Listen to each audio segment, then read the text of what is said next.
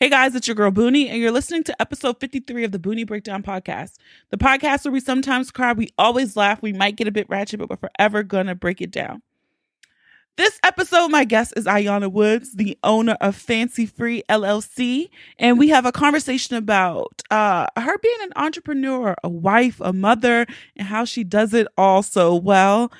She was on a journey to live a chemical-free life, and she was experiencing some difficulty in finding products that suited her needs.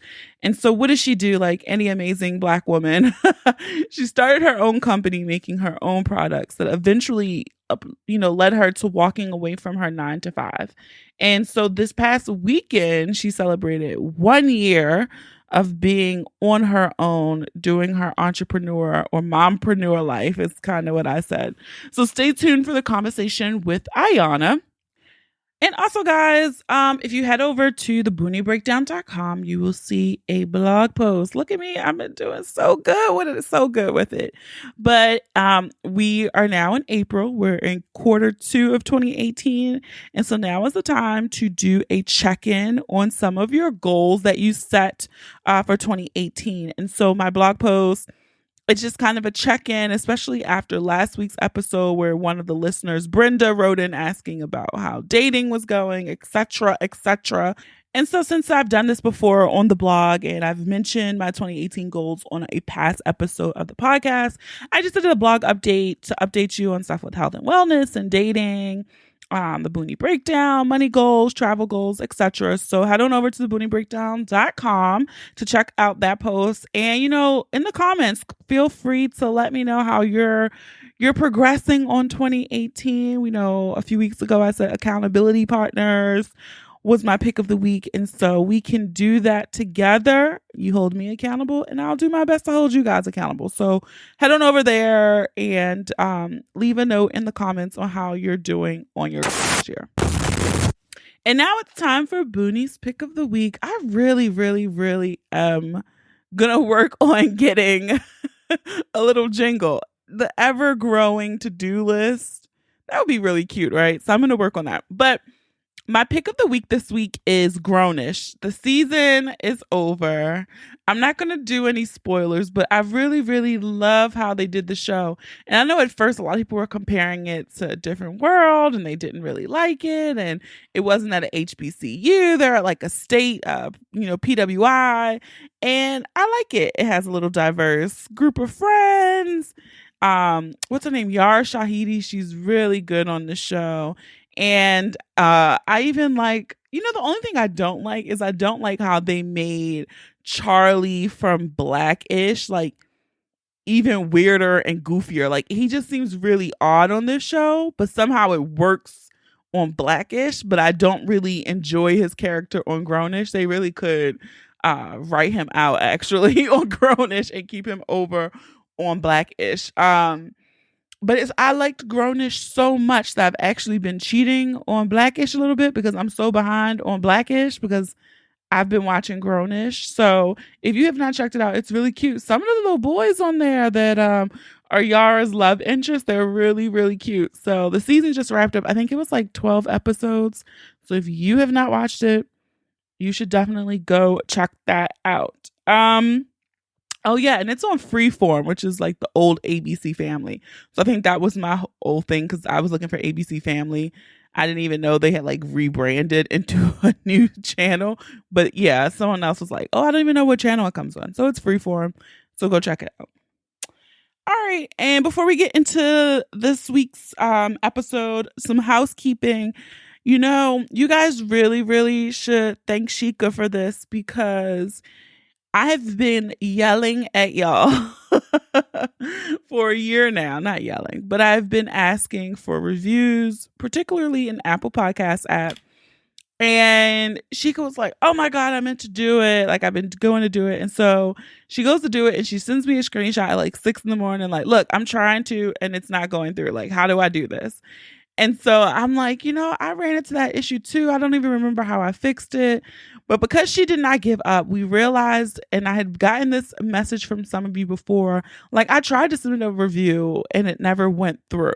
So the issue is, you probably don't have your nickname set. in iTunes, right? I don't know why they make this such a hard process, but when you go to write a review, it won't let you hit submit. Like if you keep trying to hit submit, it won't process it because your nickname isn't set up. So in order to set up your nickname, this is so much. And if you do all this, I really do appreciate it. I really, really do. You have to go to your account and then hit view account and then hit settings and then hit edit your nickname. Once you do that, it'll add that's the name that will populate when you're posting reviews on apps, podcasts, whatever, books, anything that you buy or listen to through the iTunes store. It uses that nickname so you have a profile across all of their apps. And so you have to create a nickname first in order to review anything through the Apple ecosystem.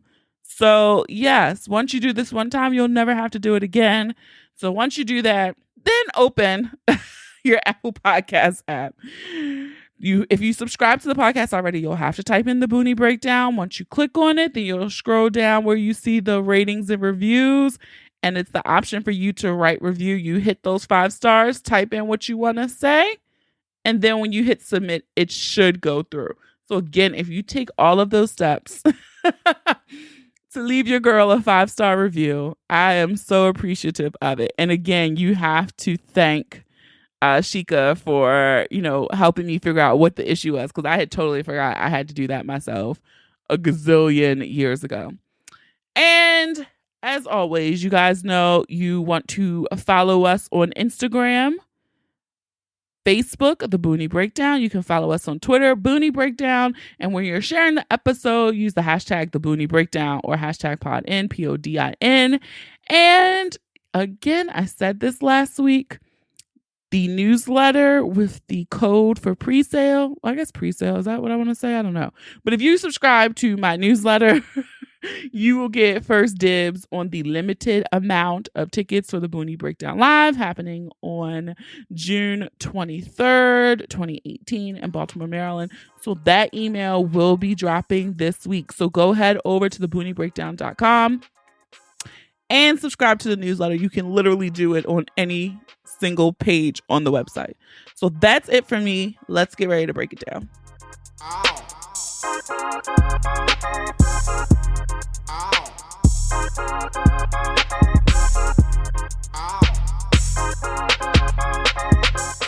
All right, guys, it's your girl Boonie, and this week's guest I have with me, Iyonna Woods. First, let me just say, I know her through the network, people I'm close to. I think she's one of my really good friends' cousins, because that girl's family is so big. But I also love her products. So I'm excited to have Iyonna on. So welcome to the Boonie Breakdown. Thanks for having me, Boonie girl. How are you? I am well. I am recovering from this spring forward crap. Why do we still need this? I feel you. So, okay, I was going to do this in a different order, but now that I already mentioned it, I love your products. And how I found out it was, you guys, I think I've mentioned it on the podcast before too, where I was looking for a natural deodorant and I tried a few and they don't work. I was a secret girl for life because that's the only thing that worked. And begrudgingly, I tried Iyonna's deodorant, her natural deodorant, and it is amazing. And it's the only deodorant I've used for the past 7 months. Nice. I appreciate your testimony. It is being a scientist. It's certain things in life you just don't think about. You just do it because your mother taught you to do it, and that's what society says you should do. And I started my business making products for hair and skin. And when I got pregnant, I was like, you know what? I was spending $24 on Donna Karan Cashmere Mist deodorant because that was the only thing that held me and I didn't smell sour at the end of the day. But when I was pregnant, that wasn't working anymore. And I was like, you know what? I need to, I'm pregnant. I need to not be using this aluminum anyway. And so I started, trying different natural deodorants, and the same thing. Either they did not work or they would break my underarms out. And so I, was looking at the ingredients and I found the common denominator. And so I started doing some research, and fast forward, boom, I made my own deodorant. Hey. And it was really surprising when I started talking about the issues I was having with body odor. So I just looked at ingredients, played with some stuff, some recipes that I found online, tweaked it to make it work for me. And I was like, you know what? I could sell this. And when I launched it, when I launch a new product, I always write a blog and I talk about, why I made this product, because I don't just put products out there just to have products out there, because believe it or not, I get a lot of, you should make this and you should make that and you should make this. And I'm kind of like, yeah, I don't make products that I wouldn't use myself, mainly because that's how I test them. Well, I appreciate that, because I feel like you have a very defined product list. Yes. And the things that I've tried, they all work. So it's nothing worse than, like, my thing is, like, I don't mind paying for a product as long as it's gonna work. Yeah. And so, like, I remember I told somebody, like, oh, I pay, I think it's like $7 for the deodorant. And they're like, but I'm like, well, it works and it's good for you. Like, natural stuff is gonna cost a little bit more money because it doesn't have the cheap stuff in it. So yeah, and I mean, you pay now or pay just later. Stop being cheap. I mean, you pay now or you pay later with, having to deal with chronic health issues when you get older from putting all that stuff in your body. So exactly. And so I know with the deodorant, the bad thing is aluminum. Why is that bad for you when you use regular deodorants? So, anything that you put on your skin seeps into your bloodstream. And that's important to keep in mind when you're buying personal care products. Because if you think about it, if you can get a nicotine patch and the medicine to help you stop having the smoke cravings go get to your bloodstream, or you can even have a birth control patch, that really should, open your eyes to, hey, even though I'm not eating it or I'm not injecting it, it's still getting in my body. Even I don't know if it's an old wives' tale, but, when you're pregnant, you're not supposed to get relaxers, because anything you're putting on your skin is seeping into your bloodstream and can affect your health.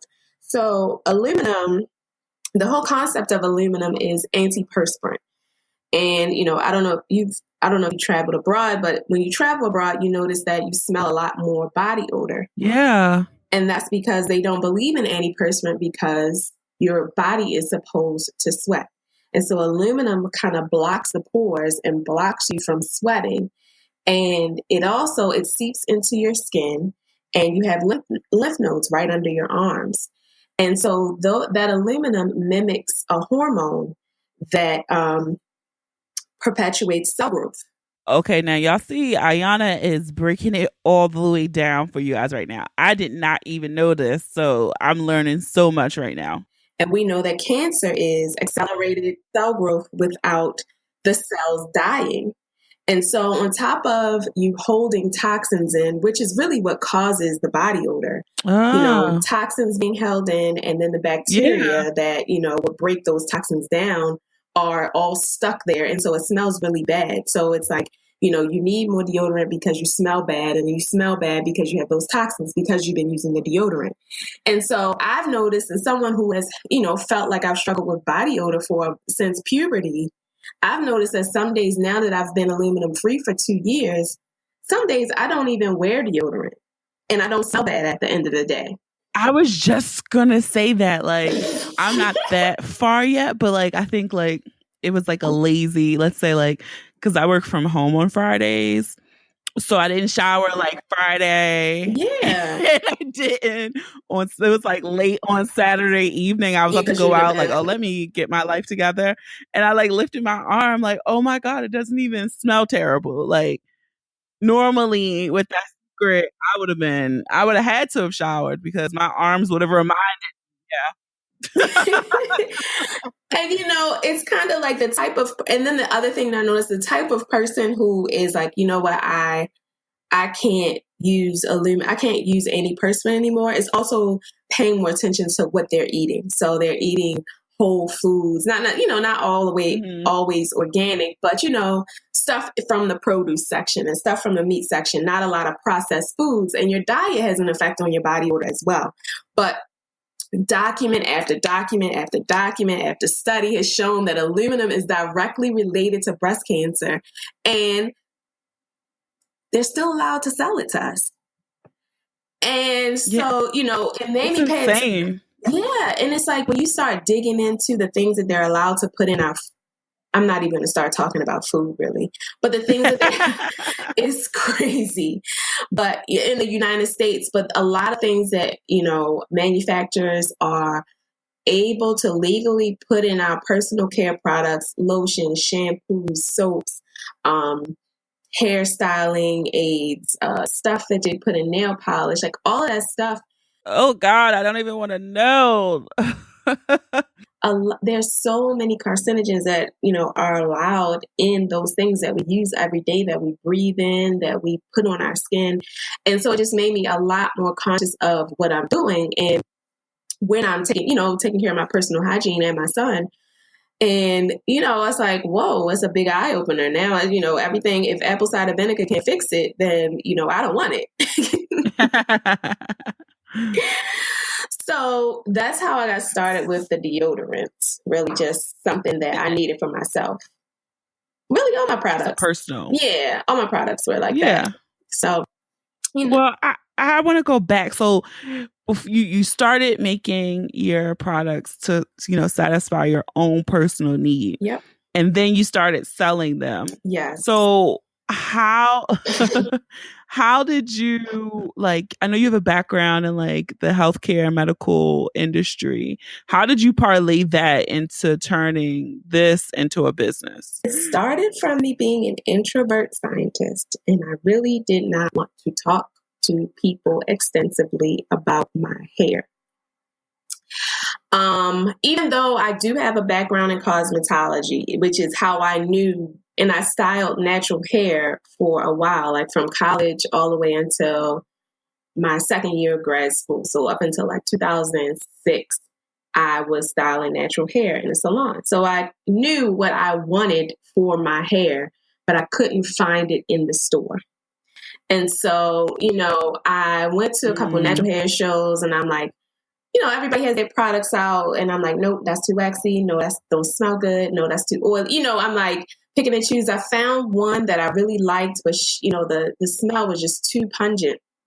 And then she was shipping it to me from North Carolina, and I looked at it and I was like, I can make this myself. Like, what am I doing? So I started making it for myself. And, this was back in 2011, before there were a lot of blogs and Instagram and, a lot of internet sources on how to take care of your natural hair. And so I would get a lot of questions about what I was doing to my hair, what I was putting in it. And it was just, sometimes it would be too much for me. And I made business cards.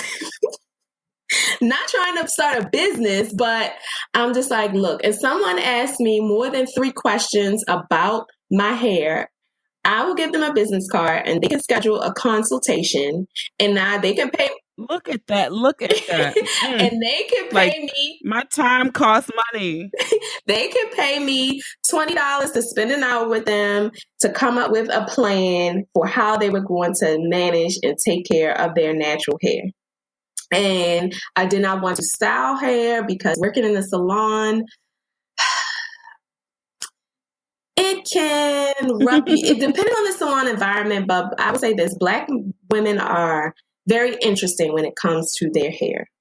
And because I did not have control over the type of clients that were in the salon with me, not my clients, but just the other stylist clients, it was just like, yeah, I don't want to do this. Yeah, I don't want to do this. So I'll help you figure out how to take care of your hair, and I'll help you know what to look for when you, find a stylist. I even would recommend stylists. And I would give my consult clients a sample of the product that I was making for myself. And I would tell them how I was using it. And I would say, here's the recipe. Kinda. I've tweaked it since then, but here's the recipe, make it yourself. But they didn't want to make it themselves. It's always so much easier just to buy it from somebody. Like, it is. And so, I had my little few consult clients would come, I would make it for them. And then one day I was like reading the back of a Palmer's cocoa butter jar. And I was like, oh my God, what is this? There's hardly no cocoa butter in here. oh my God, I hate when I do that too. I look at a product and you expect, if it says shea butter and honey, the shea butter and honey should at least be at the top of the ingredient list. But no, it's never like that. And I was like, I can use this on my skin too. And so I just started the whole family. Well, didn't have a kid then, but Ashanti and I, my husband and I, we started. One day, a good friend of mine was at my house getting dressed and she was like, what is this you're using on your skin? And she used it and she was like, oh my God, this is good. Sell this. And so,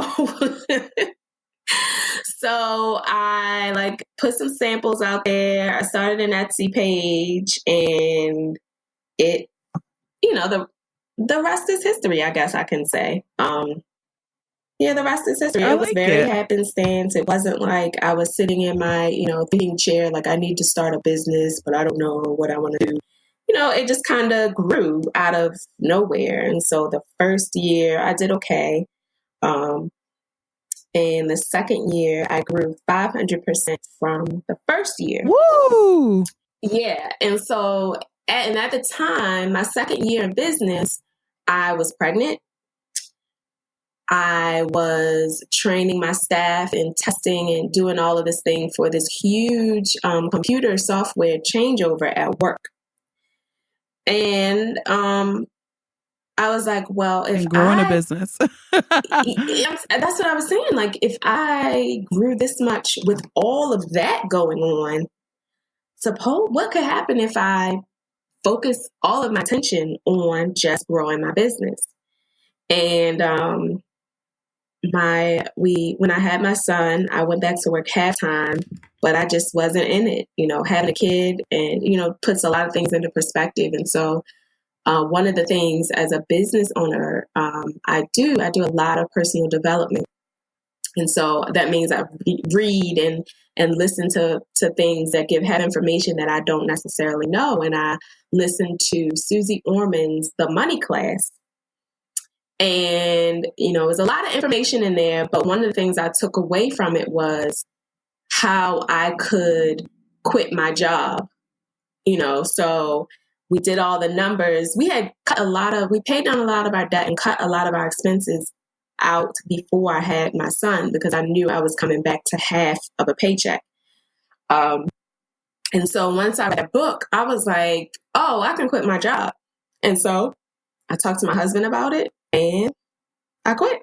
You did it. That has to be an amazing feeling. What I like about that was you saying like you had a plan with your husband and you sat down and you thought it through. Like, did you have to do any convincing to get your husband on board, or was he like fully supportive? Like, this is the move. This is what you want to do. You're happy. And it worked out, with a newborn that you could stay home with the child and start your business. My husband is a very interesting guy.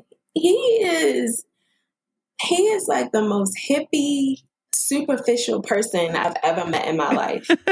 So this will not be the first time that I took a hiatus from working. At this point, I don't intend to go back to a job.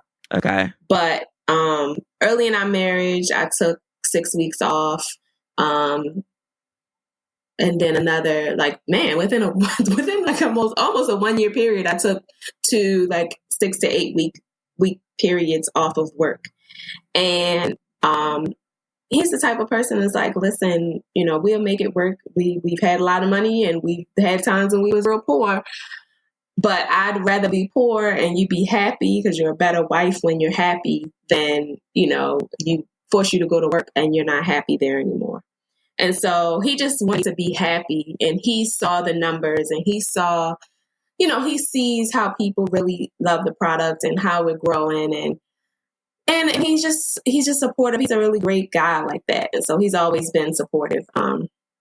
Which is why I laughed. Well, that's good to hear. Yeah. Because I know like a lot of people who like want to start like or to develop their passion or start a business. Sometimes that's the one thing where they never want to admit it out loud, but their partner isn't supportive of their plans. So that's kind of dope to hear. Well, that too. And I think the dynamics of our relationship as far as it comes to our household finances, he knows I'm going to make it work because that is the nature of our relationship with how we run our household. So it might not be a job. Yeah. And like, so do you feel like you've nailed down like the balance between being a full-time entrepreneur and being a mother and a wife? No. No, there really is no balance. And I say that in the most productive way. So there are periods where, like, for example, Christmas. Christmas is, a big time for people who sell stuff. And I was not necessarily the greatest mother and wife because I was very busy manufacturing products and filling orders and doing everything for my business, not sleeping. We do have someone who cooks for us. So it wasn't, we had food, but it was like I was not the greatest mother. I would pick my son up from daycare and drop him off at my mother's house, and my husband would go pick him up from my mother.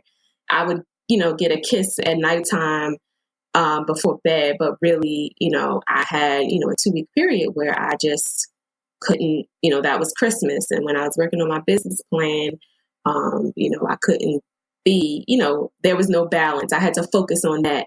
And I think a lot of people get stressed out because they're trying to find balance, and that's not how it works. Like when there's something you need to focus on, you need to focus on it. My son is having issues. I need to focus on my son. I need to, put some stuff on the back burner with my business, and we need to focus on my son. If my husband's feeling neglected, I need to focus on my marriage and my husband because, if he's feeling like we're just doing humdrum stuff and he's not feeling like we're making much effort to keep the spark alive, then we need to focus on that. But balance, is relative. It's relative. I like that. Yeah, it's relative. Just like, being rich or poor is relative. Like, it's what you value in life. But I feel like on your I know social media is not real life, but I feel like on your Instagram, you show that you juggle a lot. Like you'll be like, okay, I'm twisting my hair. Hold on, let me stop this.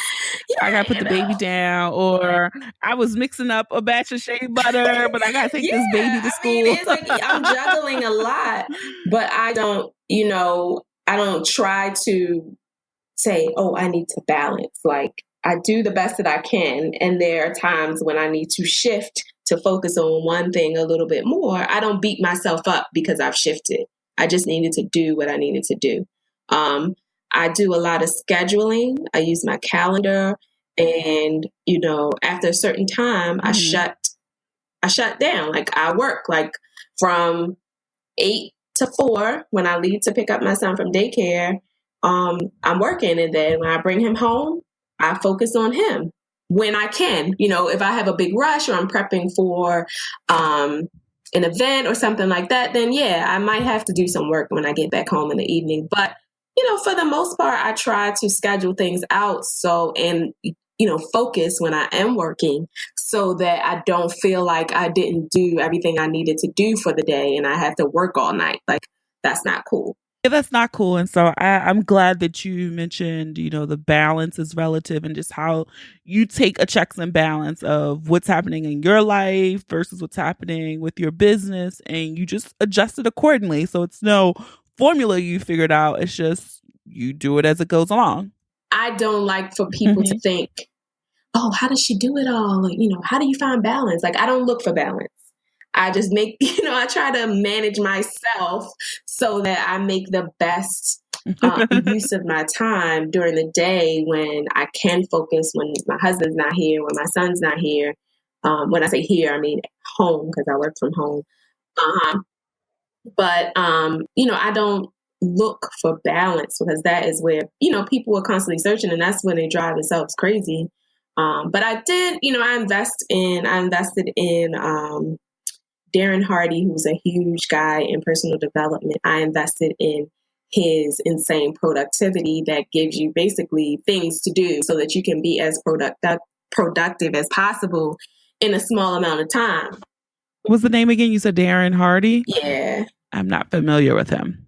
Yeah. I mean, and I think me being able to run a successful business, and people call this corny, but whatever, it started from building a direct sales business. You learn so much about personal development and marketing from direct sales, and how to run a business and how to run a team from direct sales. And when you combine that with, corporate experience, it helps. And having a team, I just apply that stuff to my business, and I make it work. But the things I learned from Darren Hardy's insane productivity really kind of honed things in and brought it all together with all the other things that I had been learning from things that I was reading. And that's a word right there, because you never can stop working on yourself. And I was just having this conversation with somebody recently where I was like, the work on yourself, like, really honestly never stops if you truly want to be better.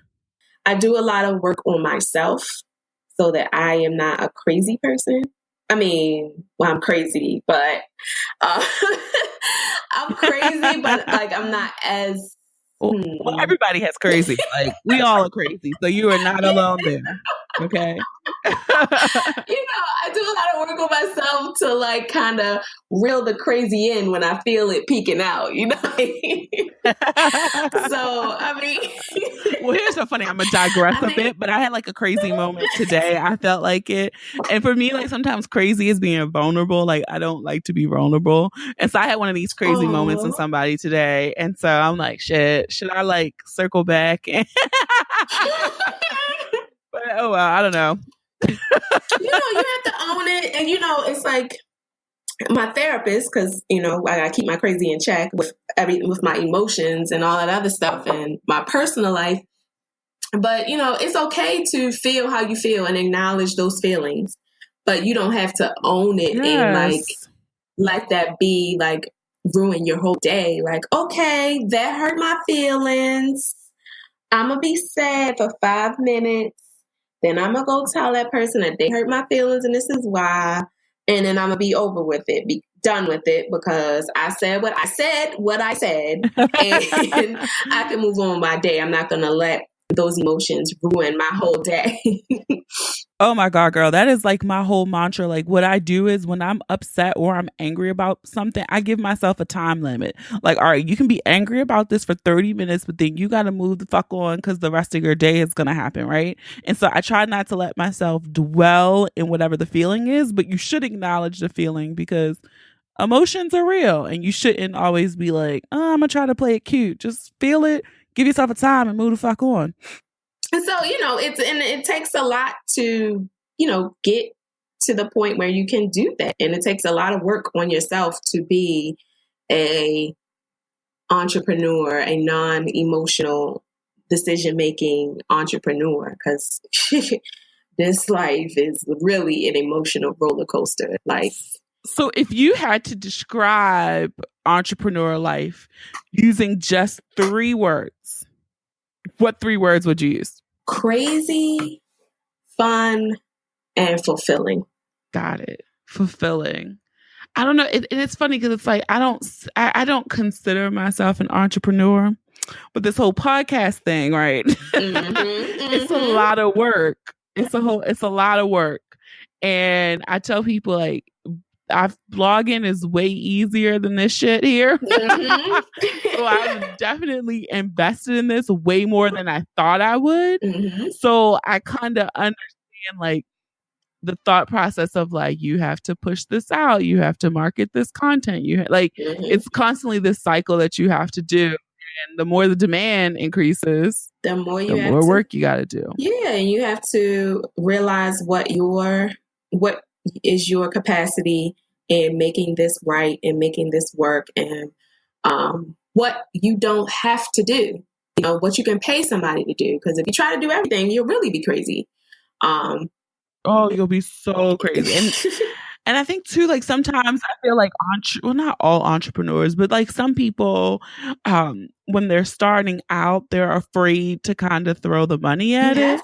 And it's like, I don't think it's expected of you to know everything and to to do everything. Like you can't excel at everything. Definitely. So, it's you have to pace yourself, but you have to invest in your business. Otherwise it won't grow. And some people are content with whatever they're doing and however they're doing it. For me, I come from an environment of only the best. And I just grew up where if you're going to do it, you give it 100% and you do it right and you do it good and you make it, have that pizzazz. But to each his own. If people ask me questions about how I do X, Y, and Z, yeah, I'm going to tell them and I'm going to help them and I'm going to connect them with people I think they should be connected with. But I'm not going to, point my fingers when I see something that I'm like, I don't know if I would do it like that. But you ain't asked me, so I'm going to keep my mouth shut.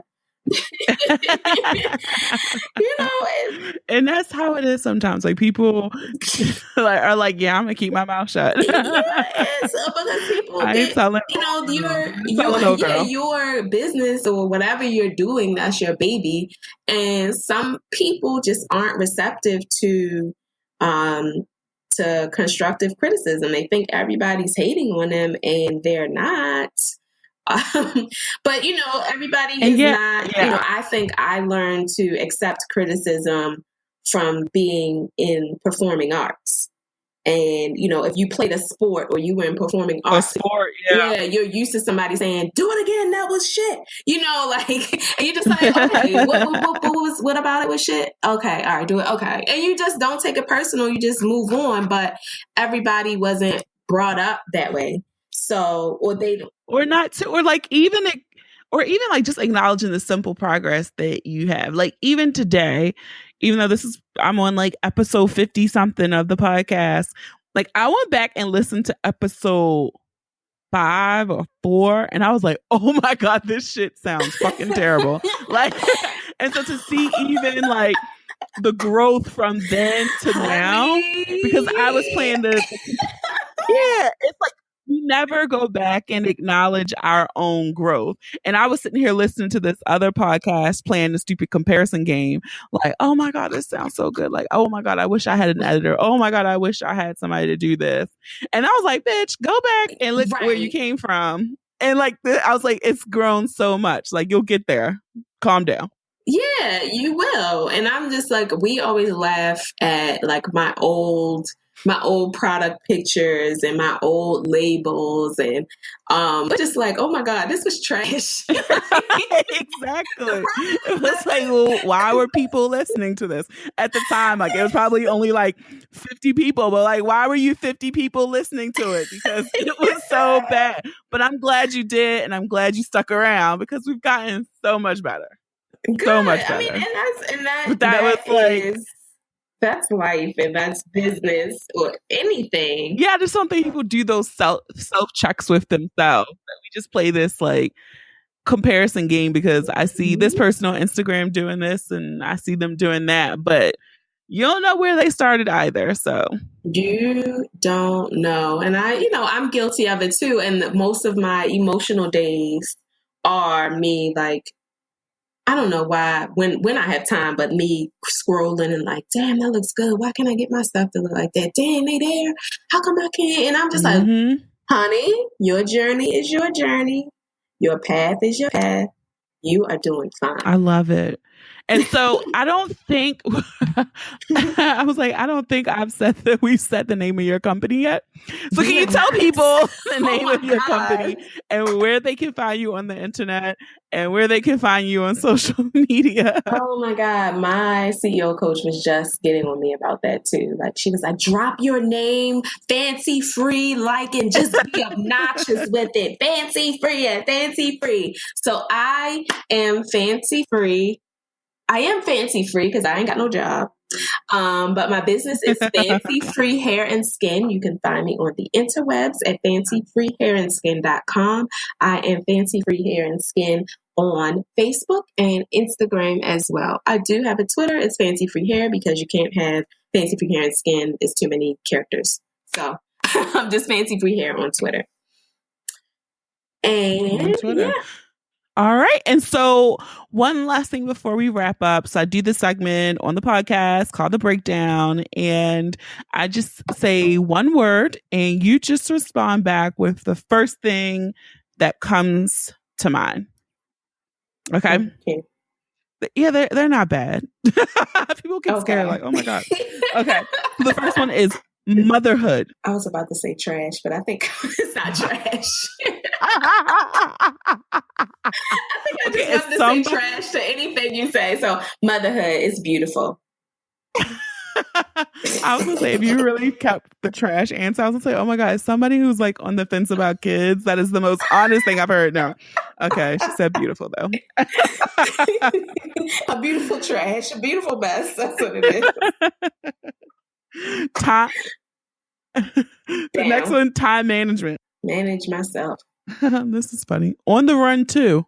Twerk something for some on the run money. Marriage. Lovely. Entrepreneurship. Roller coaster. And the last one, detox. Funk free, fancy free. So Iyonna, I want to thank you for coming on the Boonie Breakdown. This was fun. Be sure, guys, to go and follow Iyonna on social media and check out her amazing products. I swear by the deodorant. I really, really do. So thanks again, Iyonna. Yay. Thanks for having me. Have a good evening. Thank you to Iyonna Woods of Fancy Free LLC for dropping in on the podcast this week. And thank you to her for sharing her story and how she balances entrepreneurship, motherhood, and marriage. And I'm telling you guys, you want to check out her products. They are amazing. I love the Whip Shea. And you guys know I keep raving about the deodorant. So check them out. And if you enjoyed this episode, I encourage you to listen to past episodes and subscribe to the podcast on Apple Podcasts, Spotify, SoundCloud, Stitcher, Google Play, or any other app that you listen to all your faves on. Don't forget to leave your review too. Now that we have that fixed, make sure you put your nickname in first, leave a review, hit those 5 stars, and you just might hear your review on the next episode. Follow us on social media. Share the episodes with those you love, those you don't love, people you hate. I don't make those pretty images for nothing. And I love seeing your Insta snaps where you share the episode. So have a dope ass week. Thank you for listening. Until next time.